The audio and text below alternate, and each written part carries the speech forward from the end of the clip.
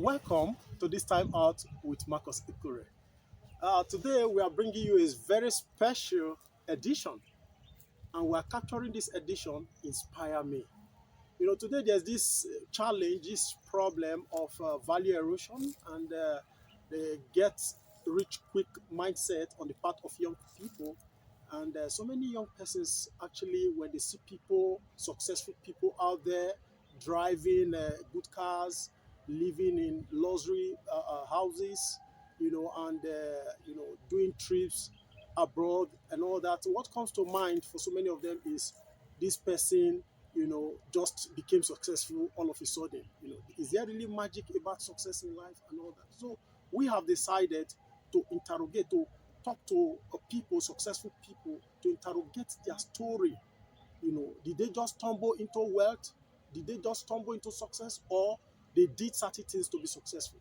So that's why we came up with this program, Inspire Me. And today we have a very big name, a name that has become a household name in the architectural sector and industry in Nigeria, Africa, and globally. I'm talking of no other person but a great man by the name Chief Architect Dr. O.C. Majoroh. For short, he prefers being called OCM. He's a father, a wonderful man, a mentor to so many persons, and a man who has achieved career excellence, and he has also imparted so much in our society today. Sir, it's a privilege having you. Thank you for having me. Oh. Sir, quickly, I want you to tell us about yourself. Looking at you today, you are a symbol of success. How did it all start? Were you born with silver spoon? The youth out there want to know, sir. I don't know what to measure as an epitome of success, but I think whatever I have, I thank God for it. Wow.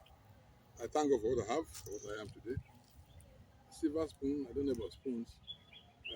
I never ate with spoons until much later in life. We practice how to pack rice with our right hand, so I never ate with a cutlery as such. However, I wasn't brought up in a poor home. My father couldn't be defined as a poor man in his time or even today. I think in his generation, we say he was a rich person.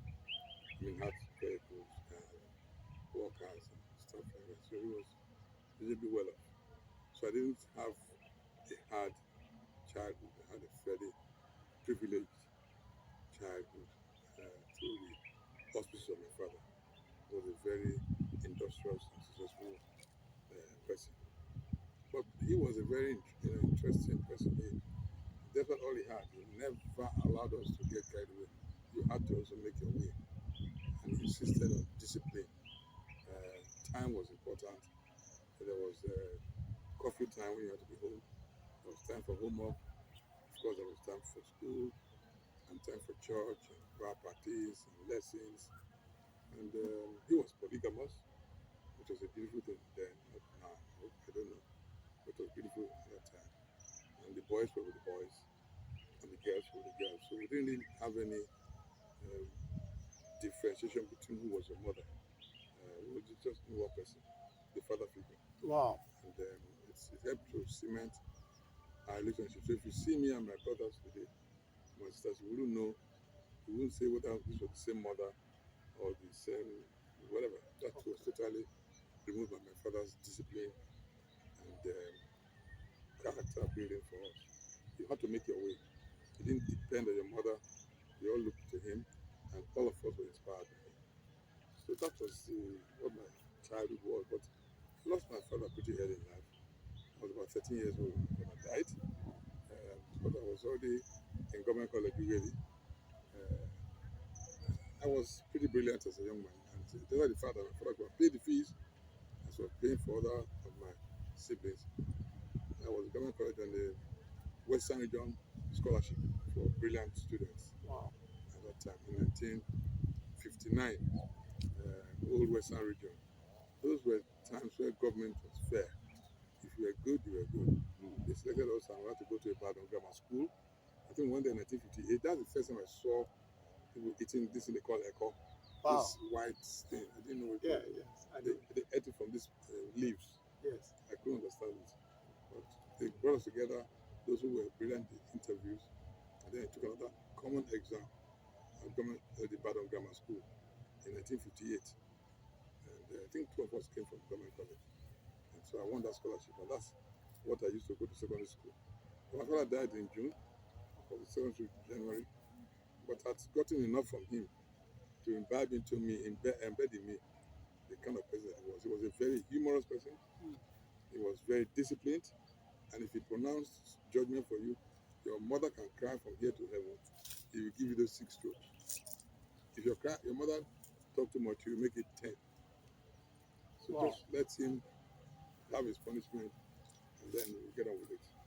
That's kind of Yes, that's fantastic, sir. But at what point, because looking at your personality today, you are highly respected in the society and a great influencer.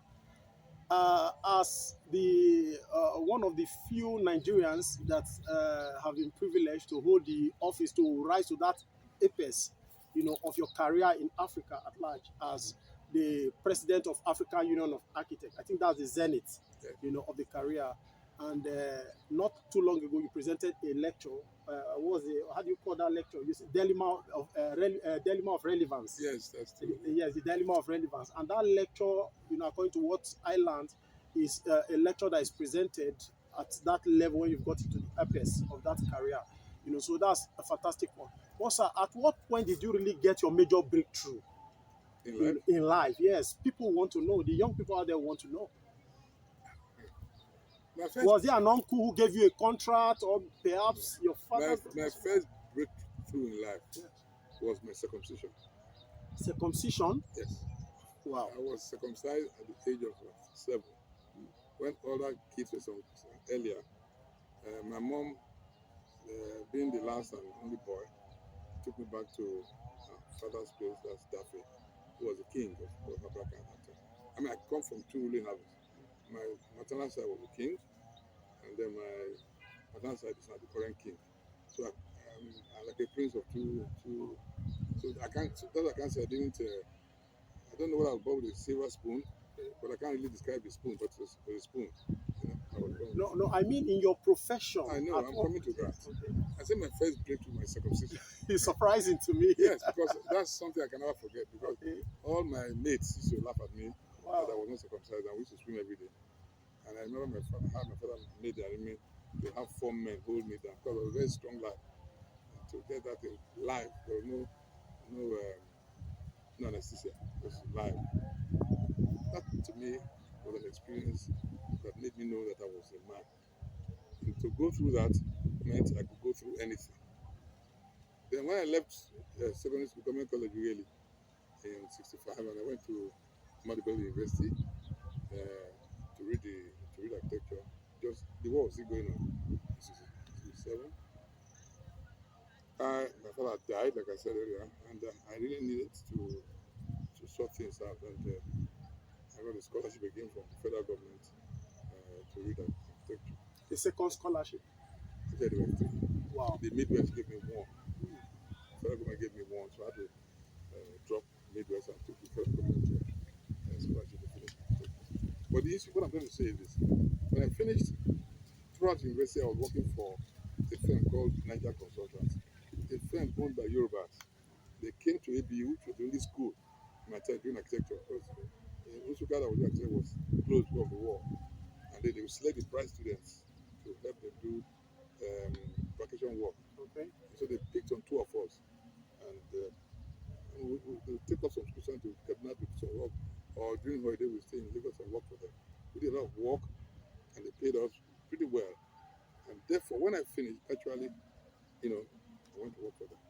Wow. And I'd worked for them for 2 years as a student. And when I finished 2 years as a graduate, there were no youth corps there at that time. After I finished, they said I should become an associate partner.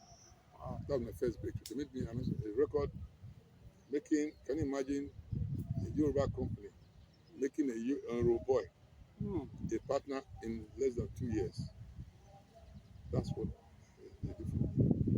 And then, but they now said I should leave Lagos and go and head the passport office about 74.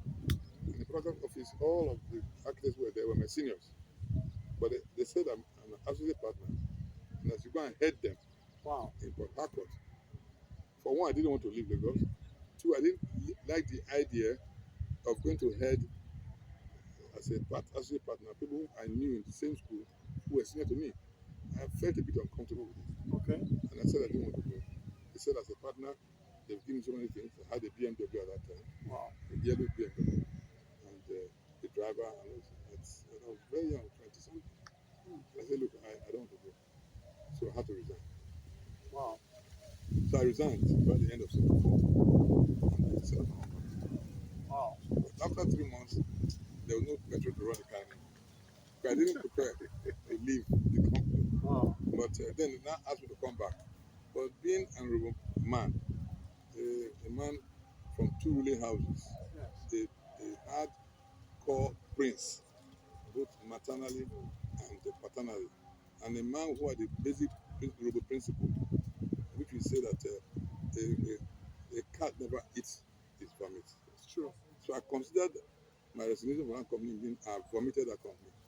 And even if I'm going to starve, I was not going to go back to that company. So are the principles that my father had. I read all his writings, and I think the principle of the old Roman man, the people who have principles, and you can die with your principles. That's what I got. And that's why I said I'm not going to go back. And one day, as I was one Saturday morning, that was 1975, I had nowhere to go. My car, my petrol had finished in my BMW. Like you said. My yellow BMW. Food was running short. Wow. I had a younger brother who was staying with me. He shouldn't hear, but the Yeah. problem we're just managing. Then I had a knock on the door one Saturday morning. Wow. And I opened the door. There was a very tall guy. He said he's looking for architect Majoroh. I said, I'm the one, sir. He said, can he come in? He said, but you're there. So I said, no, I'm not the owner of the house. I'm to the tenant here. So he came and said, look, he's looking for this architect because he wants to build a special royal house in Benin. And that this was 75. And he knew that we would soon get independence from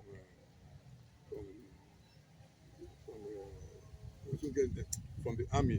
Okay. The civilian was going to come. Okay. He wanted to build a house that politicians can come and meet Okay. and decide the fate of them Midwest state. Okay. So he needs a house. He had 3 designs that had been done for him. He wasn't happy with it. He was told that there was one young architect, a scholarship, brilliant architect who can do it for him. That the person lives in a cocker. He's come and look for me. That's why he came here. Yemi Eweka, Prince wow. Yemi Eweka came to my house. Great. And I said, yes, I can do it. So, okay, are you ready to go to Benin? I said, of course. He said, but you're in your shirt. I said, okay, I'm going to say, he's going to go for me in his car because you can't see my chairs are too low.